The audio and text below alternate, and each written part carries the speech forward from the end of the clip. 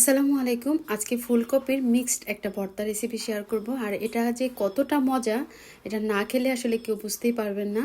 সকালবেলা ঘুম থেকে উঠে না খেতে ইচ্ছে করছে রুটি না অন্য কোনো কিছু, তারপরে এই ভর্তাটা বানিয়ে নিলাম। আর এতগুলা ভাত খেয়েছি যা বলার মতো না। তো একটা কড়াইয়ের ভিতরে প্রথমে নিয়ে নিচ্ছি বেশ কিছু কাঁচামরিচ, পেঁয়াজ, রসুন, একটা টমেটো, দুইটা চিংড়ি মাছ আর একটা আলুকে এরকম চাকচাক করে কেটে নিয়েছি। আর নিয়ে নিচ্ছি ফুলকপিগুলোকে খুব ভালো করে কেটে নিয়েছি। আর অবশ্যই কিন্তু ফুলকপির ভিতরে চেক করে নেবেন, কারণ অনেক সময় বিচ্ছু এর ভিতরে থাকে। আর আমি এই ফুলকপিটাকে লবণ পানির ভিতরে হালকা একটু বয়ল করে নিয়েছি, মানে 2 থেকে 3 বার বলক আনিয়ে নিয়েছি। এখন প্যানের ভিতরে সব কিছু সাজিয়ে নিয়েছি আর দিয়ে দিচ্ছি উপর থেকে একটুখানি লবণ। আর প্রায় 3 টেবিল চামচের মতো দিয়ে দিচ্ছি সরিষার তেল। তারপর ঢাকনা দিয়ে দিব। চুলার আঁচটা একদম লোতে করে এটা আমি আস্তে আস্তে করে ভেজে নেব। মাঝে মাঝে ঢাকনা তুলে অবশ্যই কিন্তু উল্টে দিতে হবে। আর এই ভর্তাটা বললামই তো, মানে এতটা টেস্টি হয়েছে যা আসলে বলার মতো না। আপনারা একবার হলো বাসায় ট্রাই করে দেখতে পারেন। আর রেসিপি ভালো লাগলে একটা রিকোয়েস্ট থাকলো আমার চ্যানেলটি সাবস্ক্রাইব করার। একটা সাইড করে তারপর এখন আমি এখানে বয়েল করা ফুলকপিগুলো দিয়ে দিব। আস্তে আস্তে করে লো ফ্লেমে এটা আমি ভেজে নিব যতক্ষণ না পর্যন্ত আলুটা একদম সিদ্ধ হয়ে আসতেছে।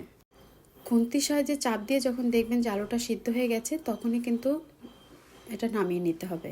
আর একই ফাঁকে আমি শুকনো মরিচটাও টেলে নিয়েছি। এখন একটা বাটনার ভিতরে নিয়ে নিচ্ছি শুকনো মরিচ। হাত দিয়ে আমি শুকনো মরিচগুলো গুঁড়া করে নিয়েছি। দিয়ে দিচ্ছি একটা কাঁচা পেঁয়াজ আর মরিচটাও হাত দিয়ে খুব ভালো করে একটু ডলে নিয়েছি। সাথে অ্যাড করে দিলাম 1/2 টেবিল স্পুন লবণ। আবারও খুব ভালো করে মিক্স করে নিলাম।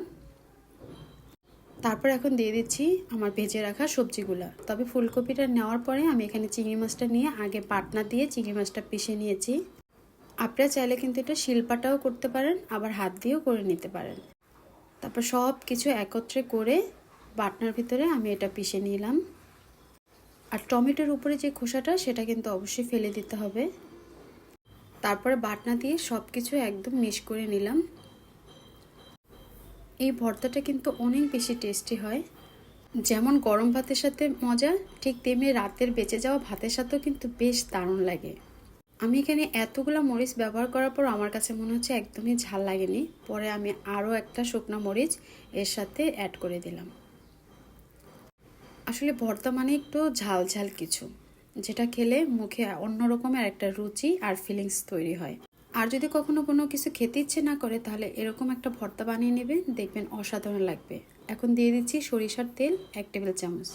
হাত দিয়ে খুব ভালো করে মিক্স করে নিলাম। ব্যাস তৈরি হয়ে গেল আমার ফুলকপির মিক্সড ভর্তা। আশা করছি সবার কাছে আমার আজকের এই রেসিপিটা ভালো লাগবে।